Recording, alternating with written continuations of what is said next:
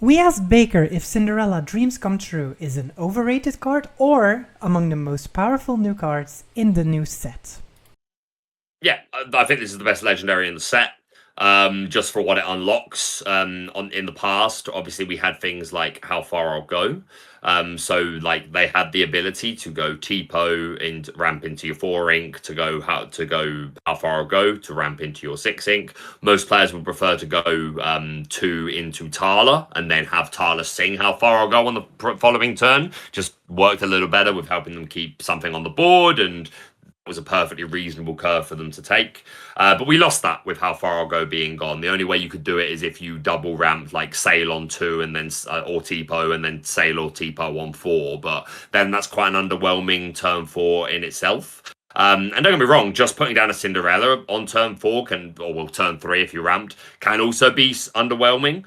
But the fact that she is ramping you essentially for free, because you put any card then from your hand into your inkwell at the end of your turn, because she is a princess, so just playing the Cinderella, she counts for herself. Just being able to ink again from your hand and then draw a card, so that card is replacing itself, is humongous. We already, like, Sail's been one of the best cards since it was revealed, specifically because of that, because of the fact that, like, the ramp is replacing itself. But with Sail, it had to be inkable. Tipo doesn't have to be inkable, but it's depleting your hand.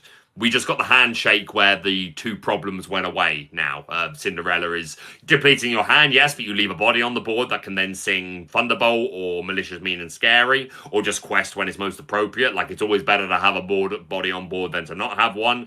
And she's giving you that ramp, and it doesn't need to be inkable, and you are replacing the card with an extra draw. And this just unlocks, like, really wild curves for all decks to be able to go 2, 4, 6 really reliably. I think with Steel, if you're then able to put down Goliath, is a super, like, reasonable 6-drop. If you're paired with red, maybe you're playing things like Shark. Or maybe you're even then on your 6-ink turn still only paying a 5-drop, but then jumping to 7 on the next turns that you're playing Hades, things like that.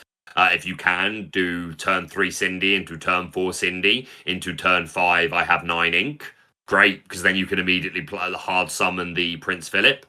So there is a high roll there. So I think specifically for that deck, maybe with red as well, to just turbo ramp into Maleficent. That's super reasonable, and that will happen occasionally. But even if you just played her once and then she was answered by a Headless Horseman or a Strength, or what, they're not going to Strength this card. They're not going to really care that much. Well, maybe they will if you're a green deck. They don't want you doing it double. But even if she just triggers once, she got her value, she ramped you, she drew you a card.